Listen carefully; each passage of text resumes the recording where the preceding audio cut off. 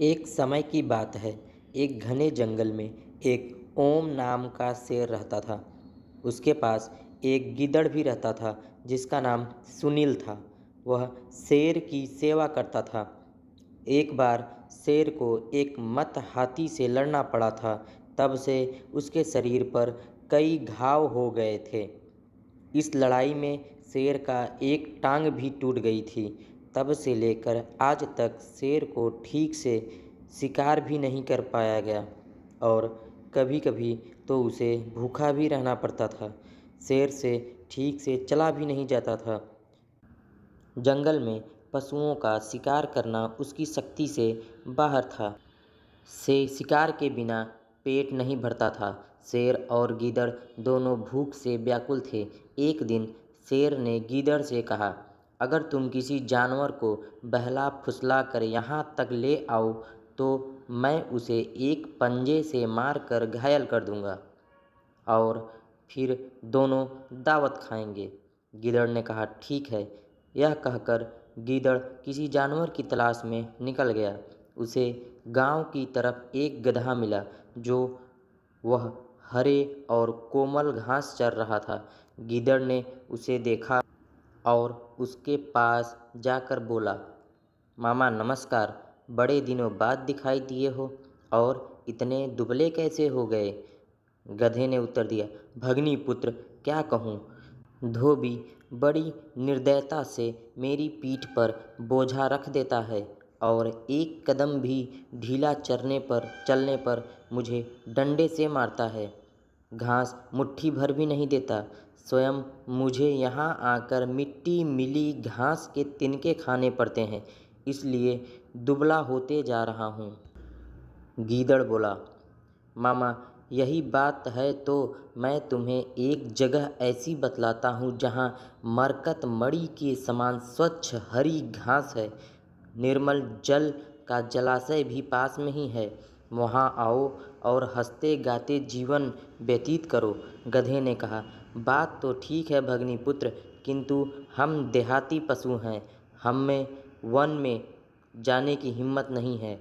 One के जंगली जानवर हमें मार कर खा जाएंगे।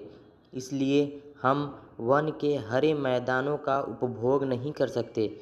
गीदड़ बोला, मामा ऐसा न कहो, मेरा वहाँ शासन है। मेरे रहते तुम्हारा बाल भी बाका नहीं होगा। तुम्हारी तरह कई गधों को मैंने धोबियों के अत्याचार से मुक्ति दिलाई है।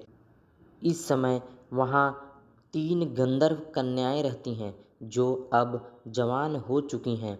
उन्होंने आते हुए मुझसे कहा था कि तुम हमारे सच्चे पिता के समान हो, तो गांव में जाकर हमारे लिए किसी गंधर्व पति को लाओ। इसलिए तो मैं तुम्हारे पास आया हूँ।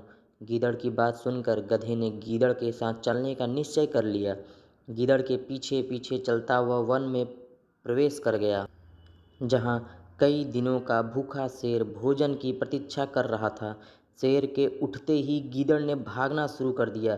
उसके भागते भागते शेर ने पंजा लगा दिया, लेकिन गीदड़ शेर के पंजे से बचकर भाग गया और वन से बाहर चला गया।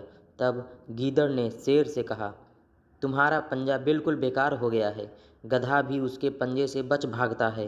क्या इसी बल पर तुम हाथी से लड़ने गए थे। शेर ने लज्जा भरी निगाहों को नीचे करते हुए उत्तर दिया, अभी मैंने अपना पंजा तैयार भी नहीं किया था कि तब से गधा भाग गया, अन्यथा हाथी भी इस पंजे की मार से घायल हुए बिना भाग नहीं सकता है।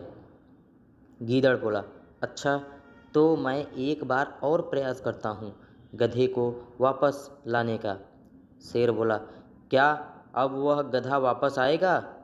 गीदड़ बोला, ये मेरा काम है, इसमें तुम दखल मत दो। तुम बस इस बार उसे जान से मार देना। यह कहकर गीदड़ गधे को वापस लाने के लिए चला गया। गीदड़ ने देखा गधा उसी स्थान पर थक कर बैठा था जहाँ वह पहले घास चर रहा था। गीदड़ को देखकर गधे ने कहा, भगनी पुत्र, तुम भी मुझे खूब अच्छी जगह ले गया। एक क्षण और हो जाती तो जीवन से हाथ धोना पड़ता। भला वह कौन सा जानवर था जो मुझे देखकर मुझ पर हमला कर दिया? तब हंसते हुए गीदड़ ने कहा, तुम भी विचित्र हो। गदरवी तुम्हें देखकर आलिंगन करने उठी और तुम वहाँ से भाग आए। उसने तो तुमसे प्रेम करने को हाथ बढ़ाया था। वह तुम्हारे बिना जीवित नहीं रहेगी, भूखी प्यासी मर जाएगी। वह कहती है कि यदि गधा मेरा पति नहीं होगा तो मैं मर जाऊंगी, इसलिए उसे अब अधिक मत सताओ, अन्यथा स्त्री हत्या का पाप तुम्हारे सिर लगेगा। चलो मेरे साथ चलो। और गधा यह सुनकर गीदड़ के साथ वापस वन में चला गया। वहां पहुंचते ही शेर उस पर टूट पड़ा और गधे को मार दिया। उसके बाद शेर तालाब में स्नान करने गया। गीदड़ गधे की रखवाली करता रहा। शेर को जरा देर क्या हो गई, भूख से व्याकुल गीदड़ ने गधे के कान और दिल का हिस्सा काट कर खा गया। जब शेर वापस आया तो गुस्से में उसने गीदड़ से कहा, पापी, तुमने खाने को जूठा कर दिया। गीदड़ बोला, स्वामी, ऐसा न कहो, इसके कान और दिल थे ही नहीं, तभी तो एक बार जाकर यह वापस आ गया था। गीदड़ की बात का शेर को भरोसा हो गया और दोनों ने खाना आपस में बांटकर दावत उड़ाई।